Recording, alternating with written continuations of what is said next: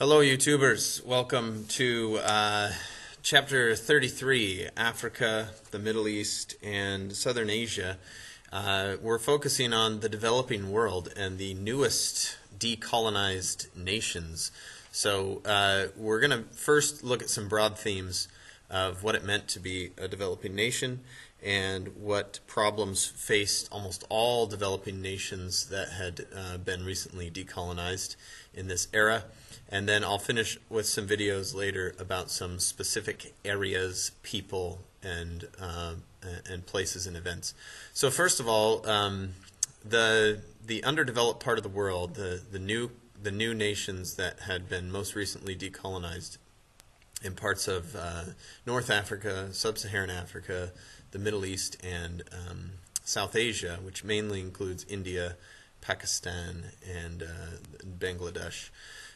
They all fall under the umbrella term of developing nations. And developing nations simply means that they have not gotten their political structure, their economic structure, their social structures all firmly in place and very well planned out.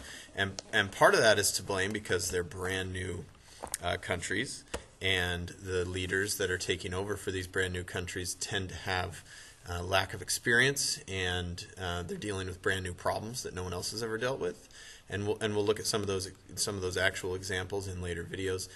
Part of it is because they were left with very little from their former colonizers, mainly the European nations that left them to their own devices. So I had a couple of questions that I assigned to my students for homework, and I'd like to talk about two of the vocabulary words. The first one is slums. The second one is primary products.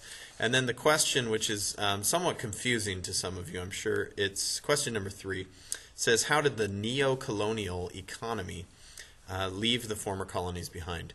So let's start with that question. The Neo-Colonial Economy basically meant that these new nations, and neo-colonial simply means the new colonial economy.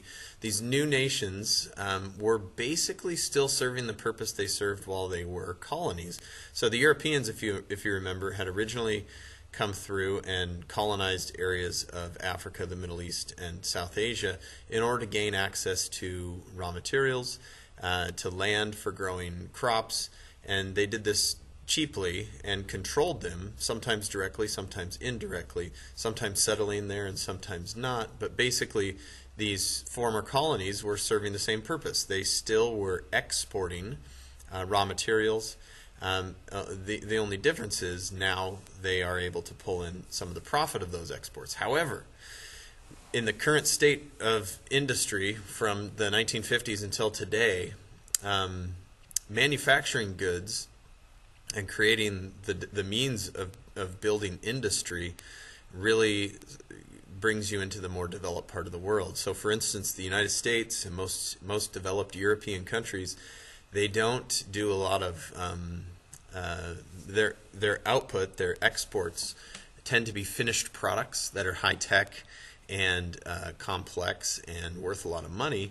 They don't tend to be raw goods, which are usually cheap and cheap money that you get for them, and then they also tend to be pretty easy to produce or pull out of the ground. So these are called primary products or raw materials. So primary products are basically the first things that go into these new manufactured goods. So this could be like copper or iron or other minerals that you would export, or it can be farmed goods, raw materials and products such as cotton or sugar, or even easy things to grow such as beans or wheat or things like that.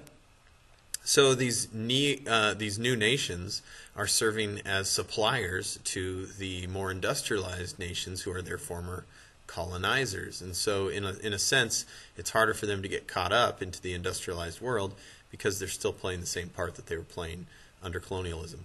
So this leads us to the idea of slums. So in many of these newly developed nations, the capital cities or the main cities have started to become industrialized, and there are more high-end jobs for the people in the larger cities. However, if a lot of the people in the country are moving to these cities to try to find these higher-end jobs and to try to find wages, there end up not being enough jobs. And so there's an excess of population inside the city, and not everybody can live there or find decent housing, and so they end up living in unplanned cities. And these unplanned cities are what we call slums. So the slums are also referred to in this Stearns book as parasitic cities, which I kind of like that definition. It definitely gives it a negative connotation, but the idea is it's a city that is not necessarily productive to the economy. They operate in kind of the underworld of the economy. Now, it doesn't mean they're not making money, but it means there tends to be money exchanged in ways that are not legal or not reported.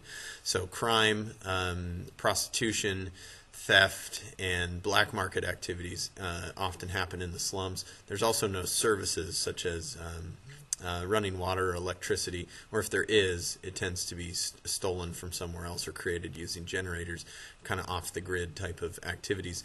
And there's also not very much regulation as far as government oversight of what's going on in the slums. The police, the fire departments, they tend not to be able to patrol in these areas because they're basically like large campgrounds. So these have sprung up on the outskirts of almost every developing nation that has large capital cities that have industrialized, and the slums tend to be populated by thousands, sometimes millions of people who are trying to find that work. All right, so that's some of the big concepts. I will talk in the next couple of videos about some specific people and places in these areas, but be awesome, and I'll see you soon.